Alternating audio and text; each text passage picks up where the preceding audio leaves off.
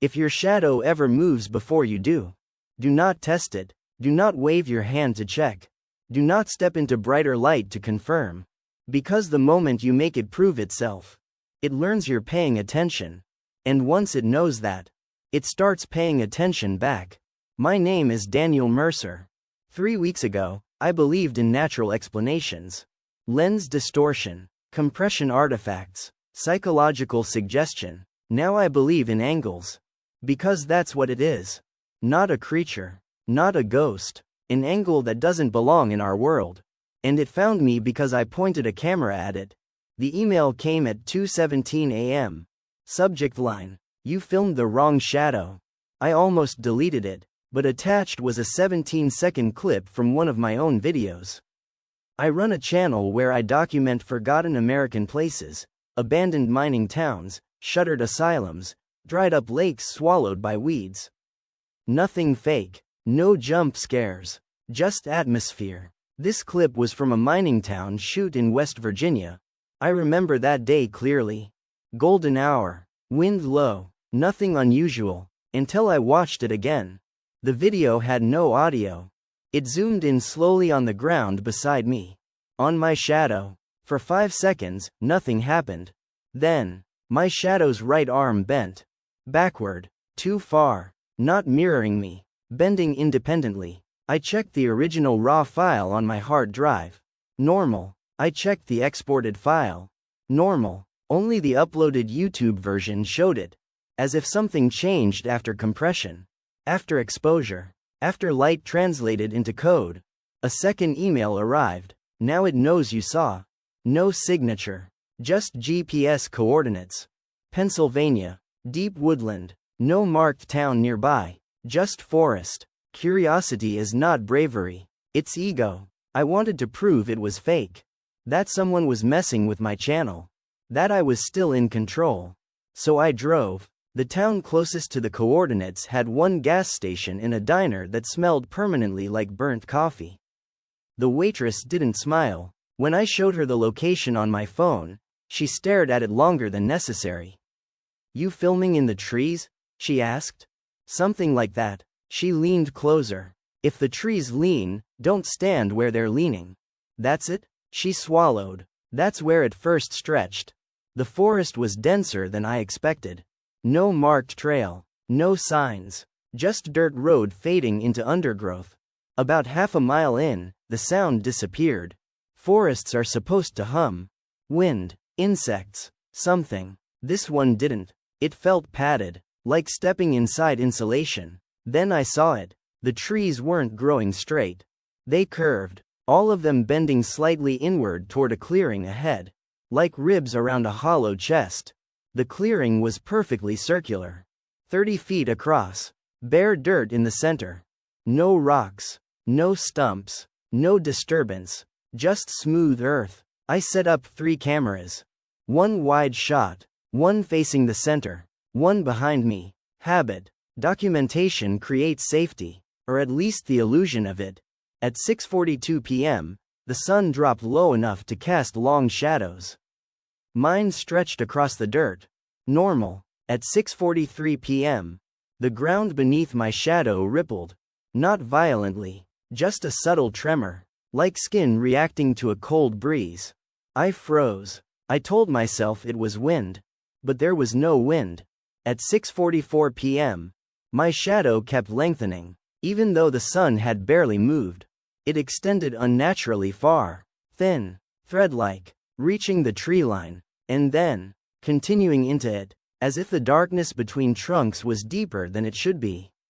I stepped backward. My shadow's feet moved with me, but the rest of it remained pulled tight into the forest, like something was holding the other end, testing resistance. The trees creaked. All at once. They leaned further inward, wood bending, roots shifting under soil, and from somewhere inside the woods came a sound. Imagine fabric tearing, but scaled wrong, miles wide, a pressure rip. I didn't scream. I didn't shout. I grabbed one camera and ran.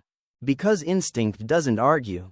It moves. Branches scraped my arms. Something brushed my shoulder. Cold. Vertical. Too tall to be human. I didn't look back. Prey that looks back slows down. Back at the motel, I locked everything. Door, bathroom, curtains. I reviewed the footage. Camera 1. The clearing. At 6:44 p.m. The dirt in the center didn't crack downward. It bulged upward. Something pushing from below. Thin. Black. Stretching vertically. It rose halfway. Then paused. As if interrupted. As if realizing it was visible. Then the feed glitched. Static. Distortion. Camera 2 glitched the same way. But camera 3, the one behind me, didn't glitch. It captured something peeling out of my shadow. Not fully formed, just depth separating from flatness. A distortion vaguely shaped like a person. But elongated. Too many joints. Limbs bending at wrong ratios.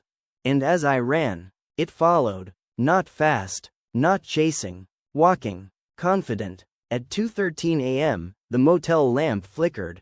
My shadow didn't. I was facing the wall. My shadow was facing the door. There was a knock. 3 soft taps. From inside the room. I didn't move. My shadow did. It turned its head toward me. And for the first time, it smiled. The next morning, everything seemed normal. That's how it works. It doesn't escalate immediately. It acclimates. Like temperature rising gradually so you don't notice the burn. I packed my gear. Decided I'd leave town. Film an update later. Pretend this was a hoax. As I loaded my trunk, I noticed something impossible. There were 2 shadows beneath me. The sun was high. One shadow angled correctly. The other stretched directly away from the forest. Toward me. When I shifted, only one of them moved immediately. The second lagged. Just slightly. Like a bad video sync. I got into the car. Drove. Didn't look back. The entire drive home. Every overpass. Every tree line. Every tunnel. I checked the rearview mirror. Because reflections flatten things. And I needed to know if it was still attached. It wasn't in the mirror. It wasn't in the passenger seat. It wasn't in the back. But at every red light. When the sun hit just right. I could see it stretching along the pavement beside the car. Keeping pace. That night, in my apartment, I tested something. I turned off every light. Total darkness. No shadow. No projection. Nothing for it to cling to. For 5 minutes, I stood there breathing. Waiting. Then, I felt warmth behind me. Like someone standing close. I turned. Pitch black. But I could feel the depth of something taller than me occupying the room. A presence defined not by shape, but by absence. Like space missing space. When I turned the lights back on, there was only one shadow. Perfectly normal. Perfectly attached. Until it waved. And I didn't sleep. You'd think after something waves at you without you moving, your brain would shut down out of shock. It doesn't. It rewinds. It replays. It tries to insert logic into places where logic doesn't fit. At 3:12 a.m., I tested it again. I stood in front of the hallway light. Raised my hand slowly. My shadow copied me. Perfect synchronization. I lowered my arm. It lowered. I exhaled. Then, it didn't stop lowering. Its arm kept bending downward. Past where mine had stopped. Past where anatomy should allow.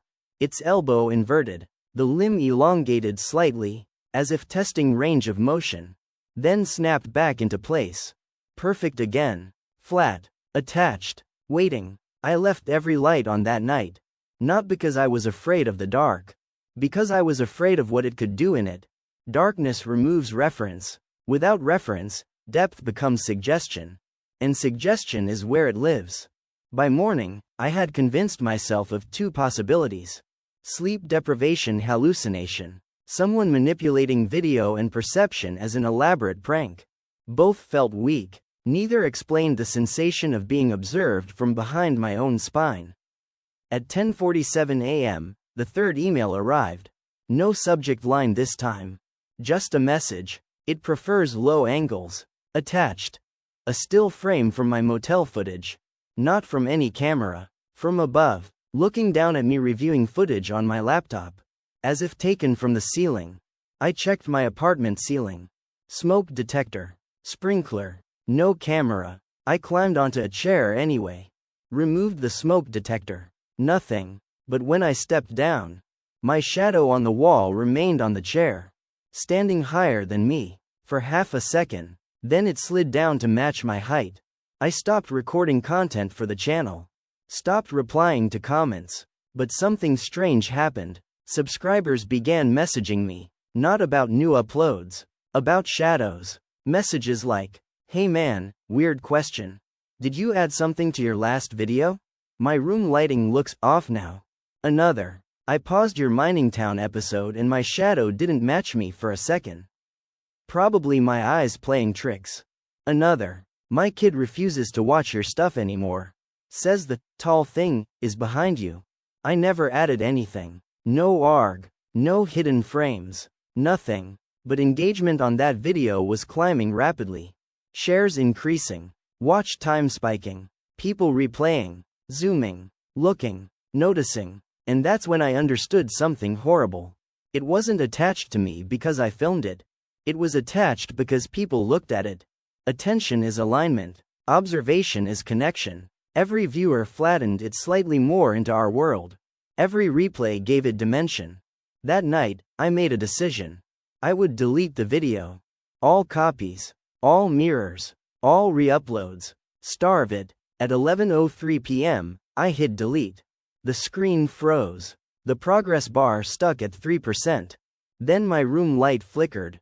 Not rapidly. Once. Slowly. Like a blink. My shadow grew taller. Just slightly. I cancelled the deletion. The light stabilized. The shadow shortened. It didn't want to disappear. It needed the projection. At 12:26 a.m., the power went out. Total blackout. Silence. The kind of silence that presses into your ears. My heart thudded loud enough to echo. I reached for my phone. Before the screen lit, I felt something shift in the room. Weight redistributing. As if something extremely tall had adjusted posture. The phone illuminated. White light burst across the walls. And in that brief flash, I saw depth where flatness should be. My shadow was no longer attached to my feet. It stood 3 feet behind me. Separated, independent, and it was not shaped like me anymore. Its limbs were elongated, its head narrower, its spine curved at impossible intervals. But the worst part, it had begun to thicken. Not flat, not two-dimensional. It had gained width, just a little. The power returned. Instantly it snapped back beneath me. Flat, normal, like nothing happened. The next morning, the news reported a citywide transformer failure. 3 neighborhoods affected, mine included, but something else was reported too. A man in the adjacent building had fallen from his balcony at 12:28 a.m. Neighbors claimed he had been arguing with someone. Security footage showed him alone. But his shadow on the balcony wall didn't match him. It leaned outward before he did. I drove back to Pennsylvania. Not because I wanted answers. Because I wanted containment. If it began there, maybe it could be anchored there. Returned. The diner waitress recognized me immediately. "You didn't listen," she said. "It followed me." She nodded once. "It always does." "Always?" She looked toward the forest line visible past the window. Every few decades, someone points something at it.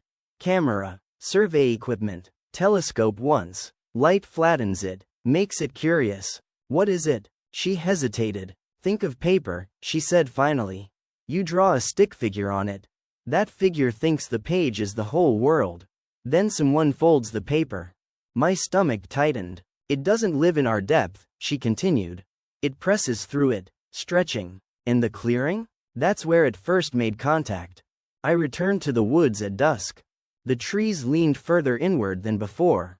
The clearing felt smaller, compressed, as if something beneath it was pushing up harder. I stepped into the circle. My shadow stretched instantly. No delay, no gradual lengthening. It shot toward the tree line like a pulled wire. And then, it didn't stop. It rose vertically, detached cleanly from my feet. Floating upright, facing me, full height now, at least 12 feet tall. Limbs hanging too long, head tilting at an angle that implied curiosity. Not malice, curiosity. I couldn't move, not because I was frozen in fear. Because the ground beneath me had softened, like standing on stretched skin. And beneath that skin, something enormous shifted. The tall shape leaned closer. And for the first time, it cast a shadow of its own. Behind it, on nothing, there was no light source behind it. Yet darkness extended backward from its form, depth projecting into emptiness. Then I heard it, not through ears, through pressure. A sensation inside my skull. Like thought without language. It wasn't speaking English. It wasn't speaking anything. It was aligning, measuring, adjusting proportions. My spine burned. Not pain, tension. As if something were trying to pull me flatter. Reduced dimension. I stumbled backward out of the circle. Instantly the ground hardened. The tall shape snapped back into flatness. Reattaching to my feet. Normal shadow again. But slightly thicker, slightly darker. As I turned to leave, I noticed something that made my blood go cold. There were footprints in the dirt behind me. Deep ones, 12 feet apart, and they were not mine. When I reached the tree line, every trunk around the clearing bore long vertical splits. Fresh, sap bleeding down bark, as if something impossibly tall had pushed upward through them. Stretching, testing height. That night, back home, I didn't turn on the lights. I didn't want to give it shape. But darkness isn't empty. It's potential. At 2:17 a.m., the same time the first email arrived, my phone buzzed. No sender. No number. Just a single image, taken from inside my apartment. From the ceiling corner, looking down at me sitting in the dark. Except, in the image, I was lying flat on the floor. Paper thin. My body reduced to shadow. And something tall was standing where I should have been. I looked up slowly. The ceiling above me had a vertical crack forming down the center, as if something long and narrow were pressing through from the other side. And in the dim ambient light from outside, I could see my shadow on the wall. Not attached, not aligned. It was climbing, hadn't moved. The first confirmed death linked to my channel happened on a Tuesday. A college sophomore in Ohio. Her roommate told police she'd been binge-watching my Mining Town video. Around 1:50 a.m., she paused it, stared at the screen, said something like, "Do you see how tall it is?" Her roommate said there was nothing on the screen except me standing in an empty street. At 2:17 a.m., the same time my emails began, the power flickered in their apartment. When it came back on, the girl was gone. Not in the bathroom, not in the hallway, not in the building. Her bed sheets were still indented.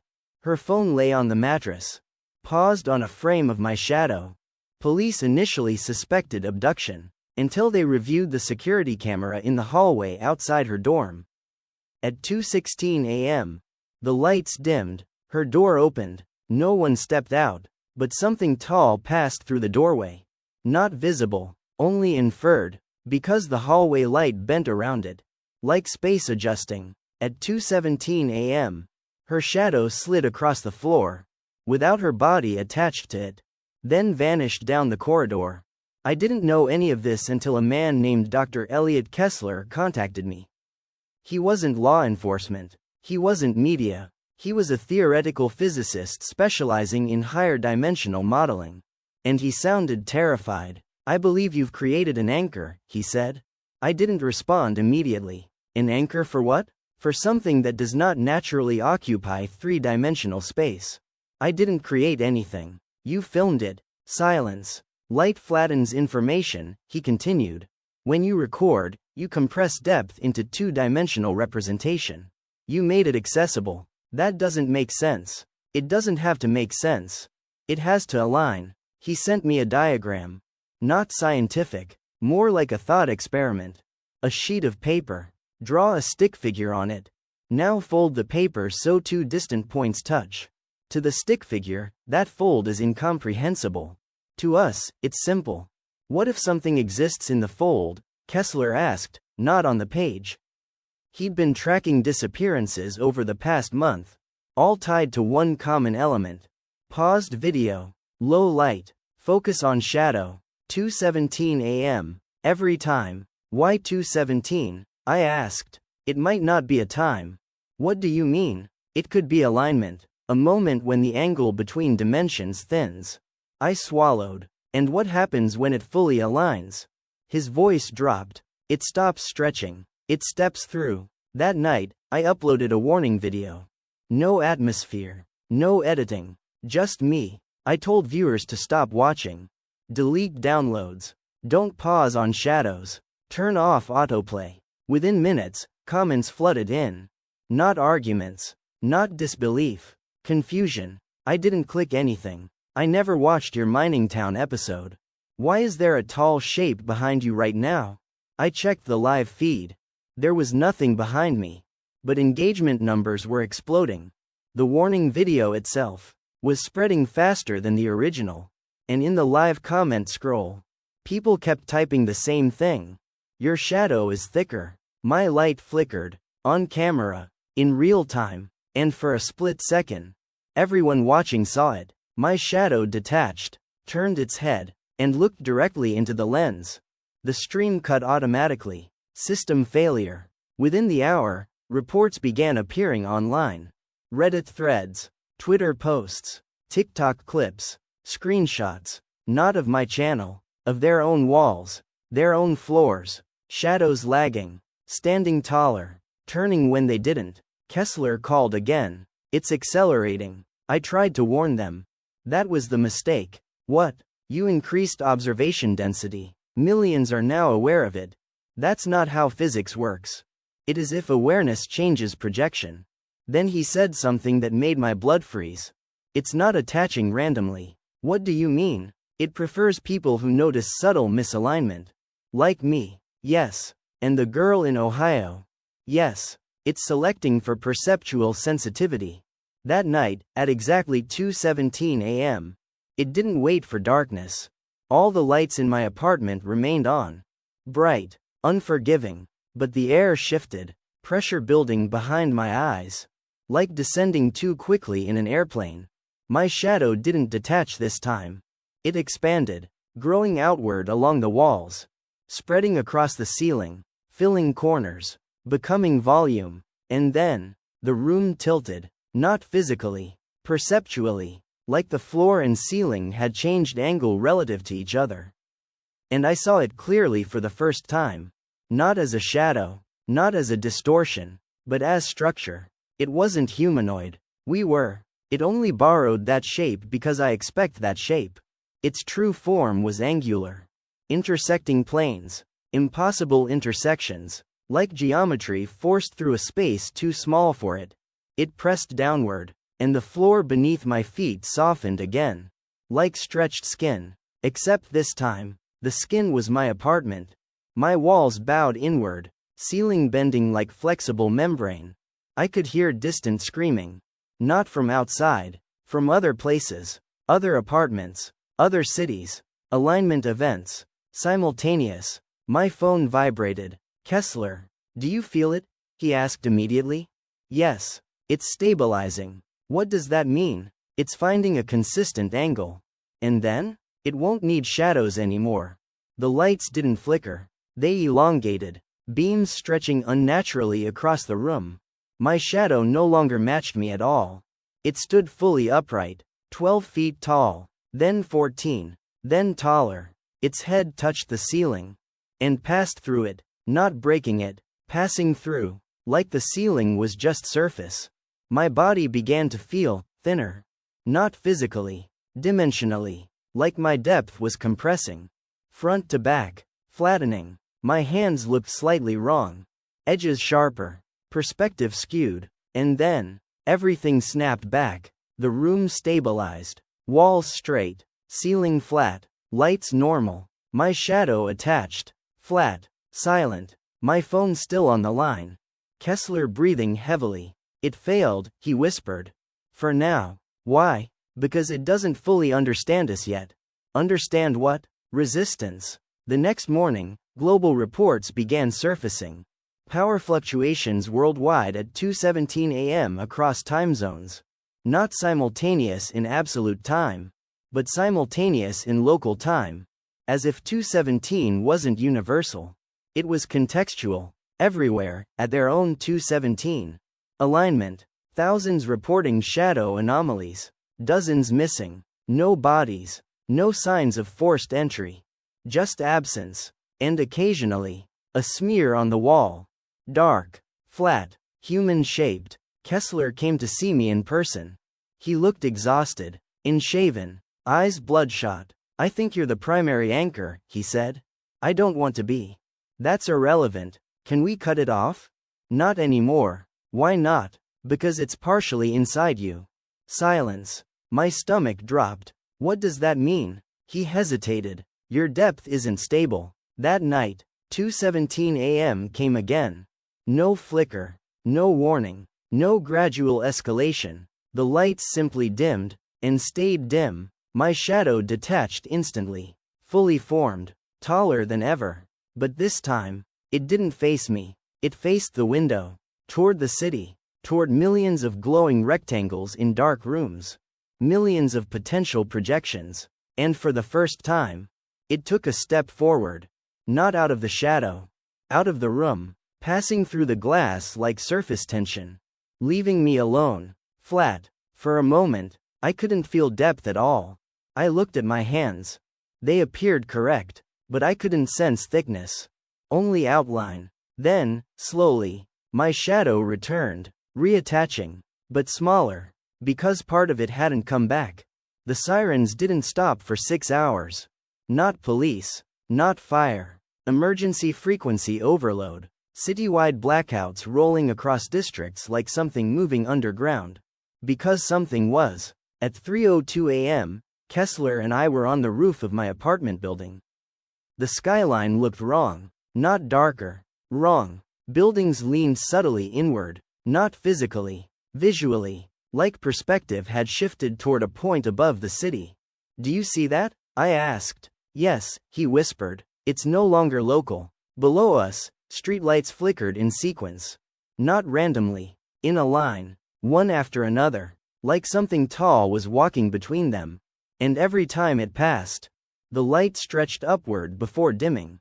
As if pulled. Phones buzzed nonstop. Videos flooding social media. People screaming. Hallways bending. Shadows climbing walls. But one pattern emerged. Every major distortion then dropped, as if something tried to push through. And failed. Kessler replayed footage from multiple cities.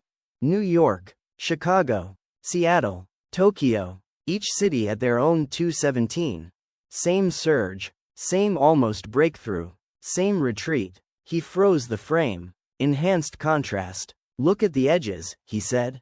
In every clip, the distortion shimmered slightly. Unstable. Flickering. Not solid. 217 isn't when it's strongest, he said slowly. It's when it's weakest. I stared at him. That's when it tries to force alignment. And fails? Yes. Why would it fail at the same moment everywhere? He hesitated. Because it needs a consistent angle across the planet. And Earth rotates. Yes. The realization hit like cold water. 217 wasn't mystical. It was geometric. A brief alignment between Earth's rotation, light angle, and whatever dimensional fold it occupied. For less than a minute.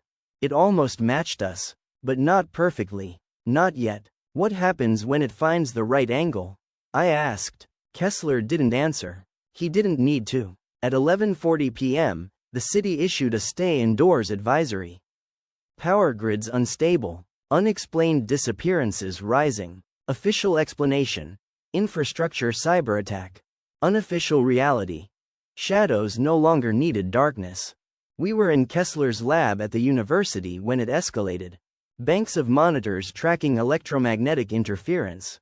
Light frequency distortions. Anomalies in spatial mapping algorithms. At 2:16 a.m., every screen displayed a single vertical line. Dead center. Black. Perfectly straight. It hadn't been there a second before.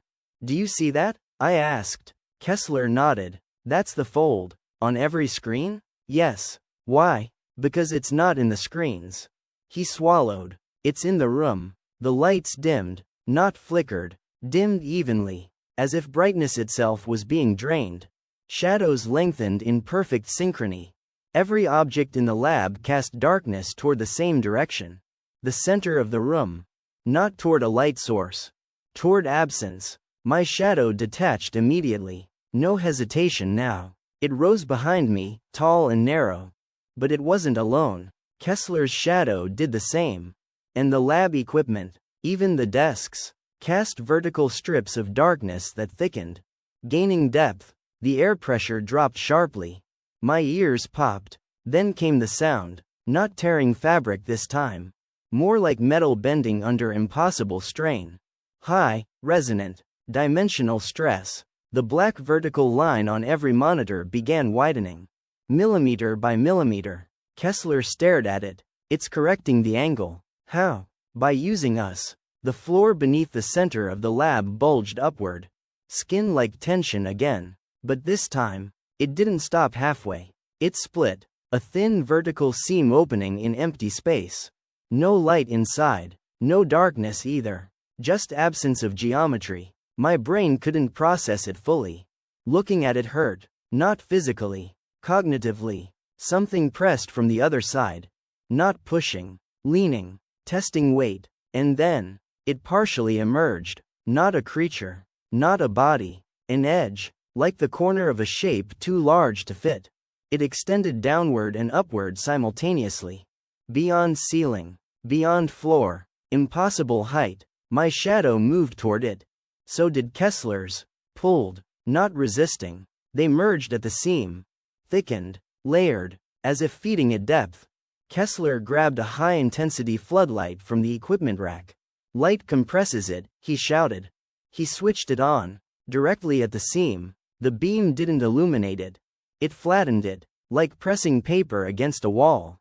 The edge flickered violently. Unstable. More, he yelled. I grabbed another. Then another. We aimed every source of intense direct light at the opening. The seam shuddered. Shrank. The edge retreated slightly. 2:17 a.m. Exactly. For 10 seconds. The seam widened violently. As if making one final attempt. The shadows thickened to near solid mass. My body felt thin again. Depth collapsing. Kessler screamed. Not in fear. In realization. It can't hold shape at this angle. We increased the light intensity. Every lumen we had. The seam trembled. And then, snapped shut. The floor flattened. The vertical line vanished from the monitors. The shadows fell back into place. Attached. Flat. Silent. Kessler collapsed into a chair, breathing hard. It's close, he said. How close? It's learning. He pulled up astronomical data. Rotation models. Seasonal axial tilt. Light incidence. His face drained of color. It doesn't need a perfect angle. What do you mean? It only needs a better one. He turned the screen toward me. A projection of Earth's tilt over the next few months. On one specific date, in 3 weeks, at 2:17 a.m. local time, the axial tilt and solar angle would align closer than ever before. Across multiple latitudes simultaneously. How long would that window last? I asked. Not seconds, he said quietly. Minutes. Minutes was enough. That night, I checked my reflection. Still human. Still three-dimensional. But when I turned sideways, for a split second, I saw nothing. No thickness. Just a line. My shadow didn't wave this time. It didn't smile. It simply stood slightly apart from my feet. Waiting. Because now it knew something I didn't. It didn't need to fight at 2:17 anymore. It only needed to wait for the right sky. And 3 weeks wasn't long. 3 weeks sounds like a long time. It isn't. Not when the sky itself has a countdown. By the end of the first week, the government stopped pretending. They didn't call it a dimensional breach. They called it widespread perceptual infrastructure instability. Power grids were placed under rolling shutdown schedules. Major platforms throttled video resolution at night.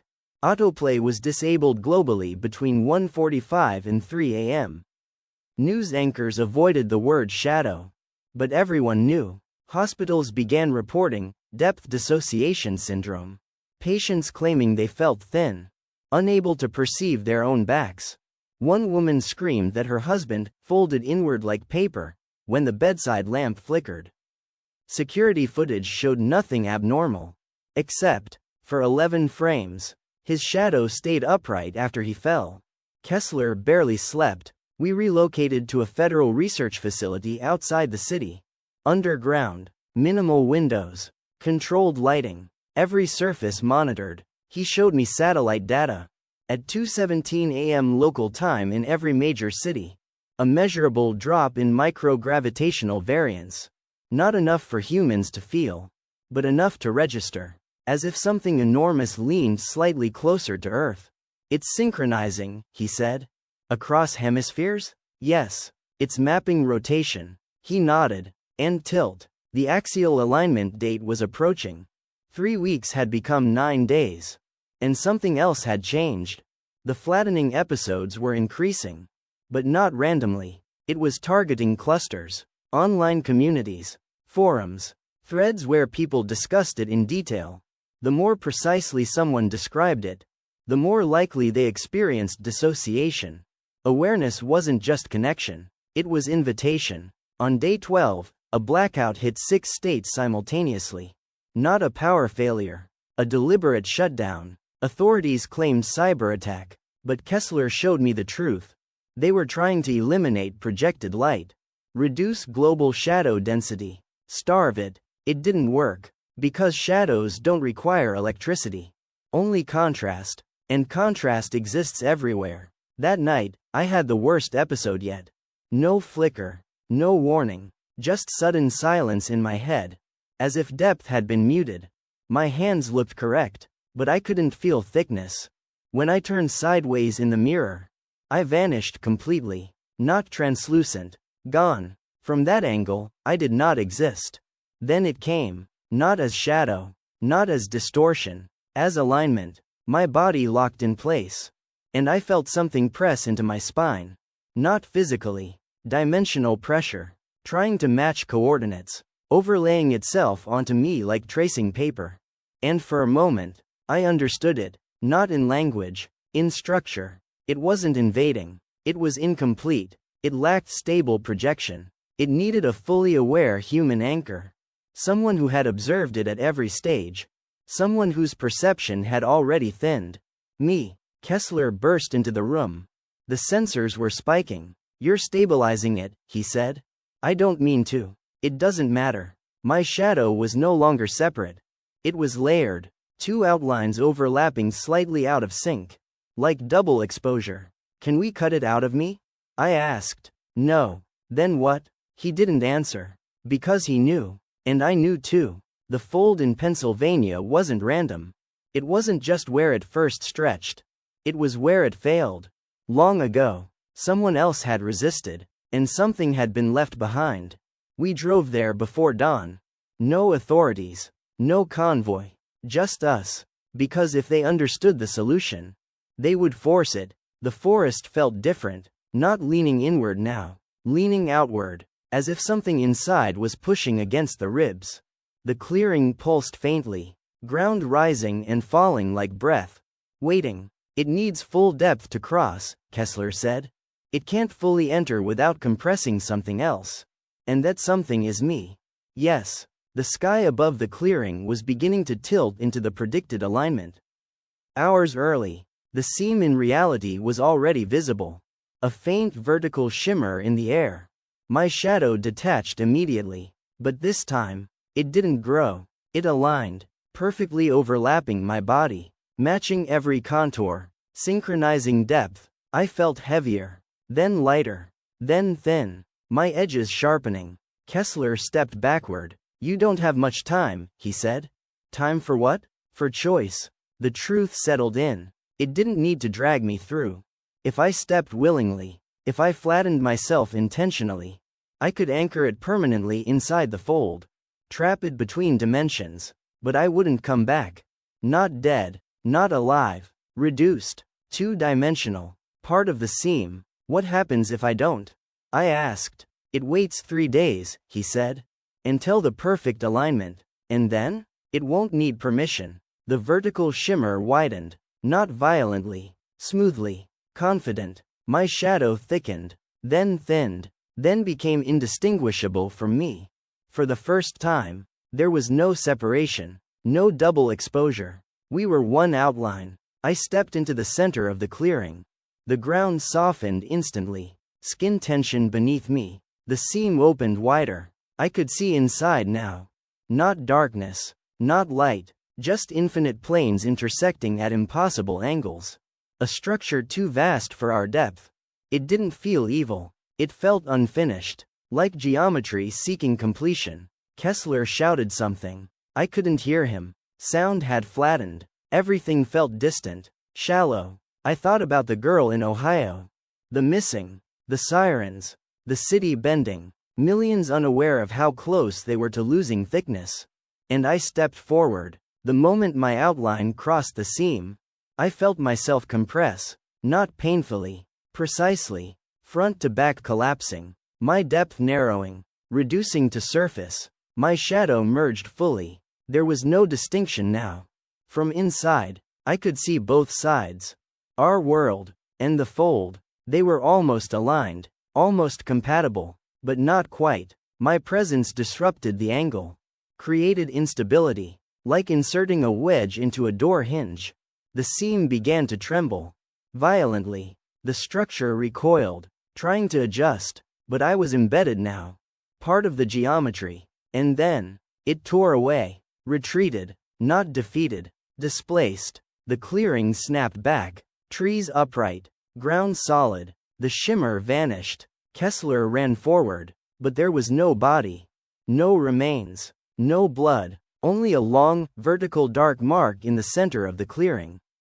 Flat, human-shaped, embedded in the earth, across the world. At 2:17 a.m. that night, nothing happened. No flicker, no distortion, no flattening. For the first time in weeks, shadows behaved. But 3 days later, Kessler received a single email. No subject line, no sender, just a photo, taken from space, Earth at night, city lights glowing, and across one hemisphere, a faint vertical line in the clouds. It had not been destroyed. It had adjusted, and in the forest clearing, the dark human-shaped mark was slightly thinner. They buried nothing. Because there was nothing to bury. No body, no remains, only the mark, 12 feet long, human-shaped, pressed into the dirt at the center of the clearing. Flat, perfectly flat, as if someone had placed a silhouette sticker onto the ground. Except it wasn't on the ground. It was in it, embedded like shadow burned into surface. For 7 nights after I stepped into the seam, nothing happened. No flickers, no distortions. No disappearances. 2:17 a.m. came and passed like any other minute. Governments quietly lifted restrictions. Internet throttling eased. Power grids stabilized. People exhaled. They believed the event had been contained. Dr. Elliot Kessler did not. He returned to the clearing daily, measuring soil density, electromagnetic fluctuations, gravitational variance, and on the 8th night, the mark changed. It was thinner, not fading, not weakening, compressing, its edges sharper, as if depth were being drained from it. Transferred, somewhere. Kessler stood over the imprint at 2:16 a.m. He knew the time mattered. Because 2:17 was never its strength. It was its recalibration. At exactly 2:17, the mark did not glow. It did not ripple. It did not open. It lifted, not upward, inward. Like a page peeling from beneath the surface. And for the first time, he heard my voice. Elliot. It didn't echo. It didn't vibrate the air. It existed directly inside his perception. Flat, precise. He didn't respond immediately. He was a scientist. He needed verification. Daniel? Pause. Yes. But it wasn't speech. It was alignment. His mind translating geometry into language. What happened? He asked quietly.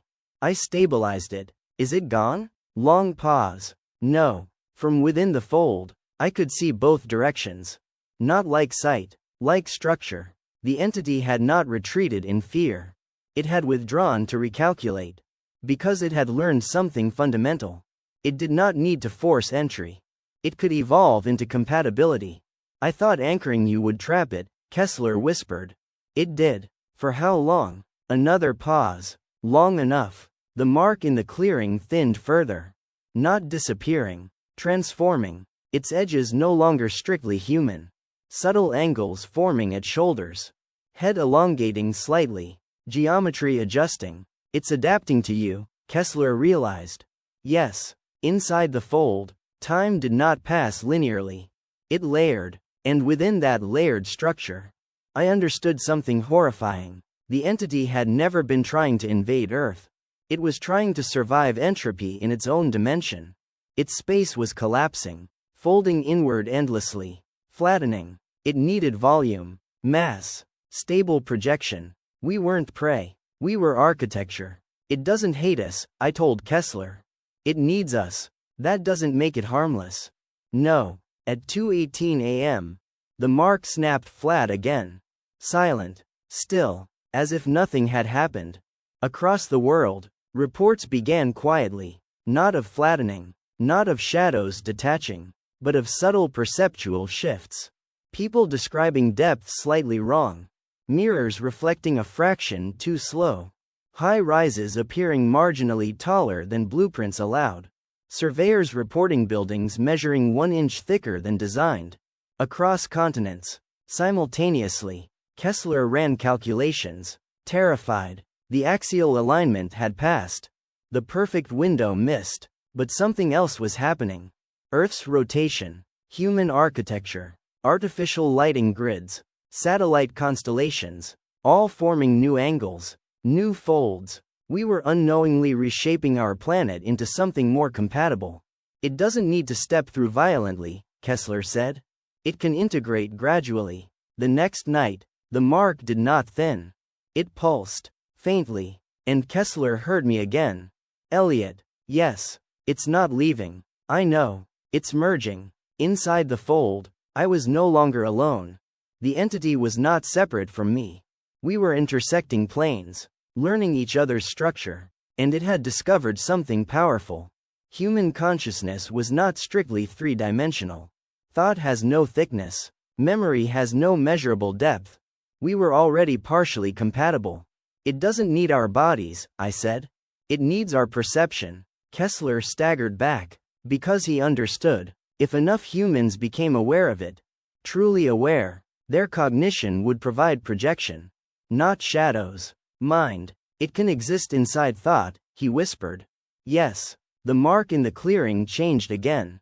No longer purely my outline. Its head elongated slightly, angles sharpening subtly. Not monstrous. Not grotesque. Just different. Across the world, artists began drawing tall vertical forms in dreams. Children described paper men standing in corners. Architects reported recurring sketches of impossible vertical spaces. No disappearances. No violence. Just subtle integration. At 2:17 a.m. on the 15th night, the mark vanished completely. Not thinning. Not peeling. Gone. Kessler fell to his knees in the clearing. Silence. No shimmer. No distortion. Nothing. His phone buzzed. No sender. No number. One image attached. A satellite photo of Earth at night. City lights glowing, but the shadows between them, slightly thicker, more defined, not absence of light, presence of structure. And then, one final message, 3 words. We fit now. Inside the fold, there was no more tension. No forced stretching. No violent alignment, because it wasn't trying to enter anymore. It was already here, distributed, across perception, across architecture, across memory. The world did not end. No apocalypse. No collapse. Just a subtle shift in geometry.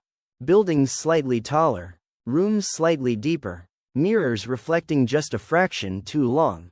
And occasionally, if you stand under a streetlight at night, and your shadow stretches a little too far, you might notice it doesn't detach.